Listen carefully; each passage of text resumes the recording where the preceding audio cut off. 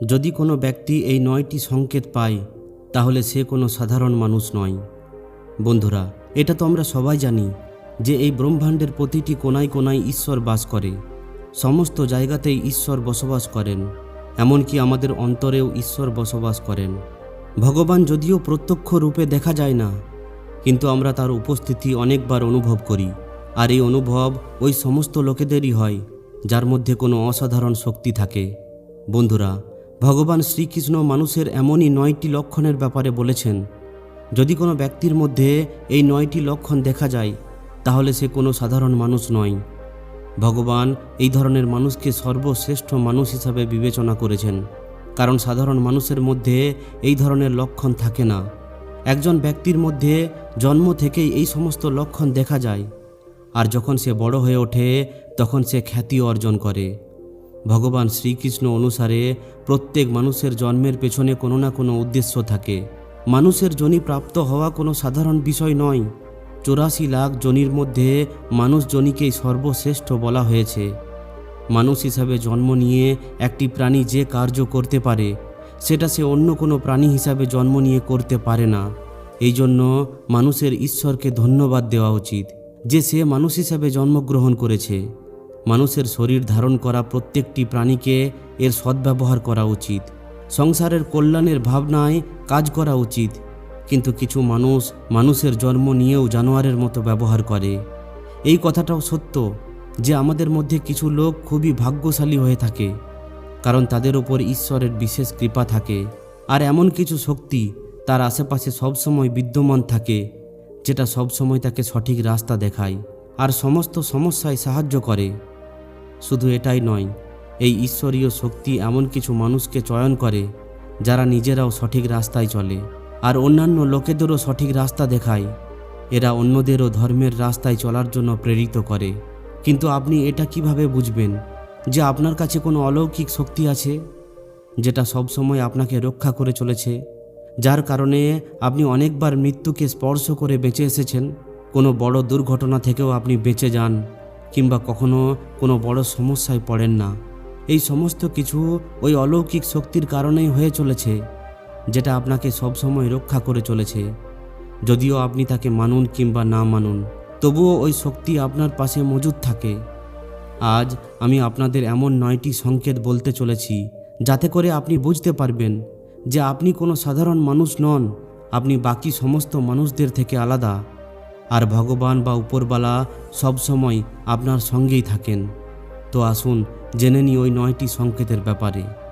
যে মানুষ কোনো কার্য করার সময় সুখ দুঃখের ব্যাপারে বিচার করে না, তাতে ঠান্ডা হোক কিংবা গরম, সে কখনোই নিজের কাজকে মাঝখানে ছেড়ে দেয় না। তাতে যতই সংকট আসুক না কেন, সে নিজের রাস্তা থেকে বিভ্রান্ত হয় না। যে কোনো পরিস্থিতিতে নিজের কাজের মধ্যেই লেগে থাকে, তাতে লোকেরা তাকে ভালো বলুক কিংবা খারাপ, সে নিজের কার্যকে সম্পূর্ণ নিষ্ঠার সঙ্গে করে। তার নিজের ওপর এবং ঈশ্বরের ওপর সম্পূর্ণ বিশ্বাস থাকে, একদিন সে সফল হবেই। দ্বিতীয় লক্ষণ হলো সে কখনোই অন্যের খারাপ করে না। ঈশ্বর, গড, আল্লাহ, ভগবান সবাই বলেন যে ব্যক্তি জীবনে কখনোই অন্যের খারাপ করে না, যে সবসময়ই অন্যের ভালো চায়, ওই ব্যক্তি হলো সর্বশ্রেষ্ঠ। আজকাল লোকেরা ছোট ছোট ব্যাপারে অন্যের খারাপ চায়। অন্যের খারাপ করা, সবসময় অন্যকে অপমান করা, অন্যের পেছনে লেগে থাকা, অন্যদের আহত করা ইত্যাদি নানান প্রকারের নিন্দনীয় কর্ম করতে থাকে। এই কারণে ওই সমস্ত লোকেরা কখনোই সফল হতে পারে না। তৃতীয় লক্ষণ হলো যে ব্যক্তি নিজের দৈনন্দিন কাজকর্মের পর বেঁচে থাকা সময়ে ঈশ্বরের ভক্তি ও আরাধনায় ব্যতীত করে আর ঈশ্বরকে সত্য হিসাবে মেনে তার অনুভূতিতে সামর্থ্য হয়। বাস্তবে ওই ব্যক্তির আশেপাশে একটি ঈশ্বরীয় শক্তির পবিত্র রেখা থাকে, যে কারণে তার মধ্যে ঈশ্বরের আভাস হতে থাকে। এই সমস্ত লোকেদের ঈশ্বরের ওপর সম্পূর্ণ বিশ্বাস থাকে। তাতে দুঃখ হোক কিংবা সুখ, সমস্ত পরিস্থিতিতেই এরা ঈশ্বরকে স্মরণ করে আর এরা কখনোই ঈশ্বরকে অপমান করে না। চতুর্থ লক্ষণ হলো যে ব্যক্তি সমাজের প্রতি নিজের দায়িত্ব বুঝে ভালো এবং পুণ্যের কাজ করে। সমস্যায় থাকা মানুষদের অর্থাৎ গরিব এবং অসহায় মানুষদের সাহায্য করে, আপদে বিপদে পশু পাখিদের সাহায্য করে, বৃদ্ধদের এবং প্রতিবন্ধীদের কখনোই অপমান করে না, কখনোই কাউকে নিকৃষ্ট ভেবে তাকে তিরস্কার করে না, তারাই হলো মানুষের মধ্যে সর্বশ্রেষ্ঠ। সমস্ত ব্যক্তির মধ্যে এই ধরনের গুণ থাকে না। যে সমস্ত লোকেদের ওপর ঈশ্বরের কৃপা থাকে তাদের মধ্যে এই ধরনের লক্ষণ দেখা যায়, যারা নিজেরা পুণ্যের কাজ করে আর অন্যদেরও এই ধরনের কাজ করার জন্য প্রেরিত করে। পঞ্চম সংকেত হলো যারা অন্যায় করে না। ভগবান শ্রীকৃষ্ণ বলেছেন, যে ব্যক্তি অন্যের সঙ্গে কখনো অন্যায় করে না, কখনো অন্যের অর্থ আত্মসাৎ করে না, কখনোই অন্যের দুর্বলতার সুযোগ নেয় না, ওই ব্যক্তি হলো সর্বশ্রেষ্ঠ। যে মানুষ কখনোই অন্যের জীবিকার ওপর বাধা হয়ে দাঁড়ায় না, আর না তো সে কখনো অন্যকে ঘৃণা করে, ওই মানুষ এই সংসারে খ্যাতি অর্জন করে। ষষ্ঠ সংকেত হলো পূর্বাভাস পাওয়া। এই সংসারে কিছু মানুষের কাছেই একটি অলৌকিক শক্তি থাকে, যাতে করে তারা ভবিষ্যতে হওয়া কিছু বিশেষ ঘটনার আভাস আগে থেকেই পেয়ে যায়। ভবিষ্যতে খারাপ কিছু হওয়ার হলে সেটার ব্যাপারে এরা আগে থেকেই অনুমান করে নেয়। এদের মন হঠাৎ করে অস্থির হয়ে ওঠে। আশেপাশের পরিবেশে এরা হঠাৎ করে একটা পরিবর্তন অনুভব করে। এই প্রকৃতির মধ্যে এরা এমন কিছু দৃশ্য দেখতে পায় যেগুলো অশুভ চিহ্ন হয়ে থাকে, যাতে করে এরা বুঝতে পেরে যায় যে কিছু খারাপ হতে চলেছে, আর এরা সাবধান হয়ে যায়। সপ্তম সংকেত হলো কিছু মানুষ সবসময় নিজের আশেপাশে বিশেষ প্রকারের একটি সুগন্ধের অনুভব করে। সবসময় সুগন্ধিত ফুল, ধূপ, আগরবাতি বা কর্পূরের মতো পবিত্র সুগন্ধ হওয়ার মধ্যে অনুভব করতে থাকে।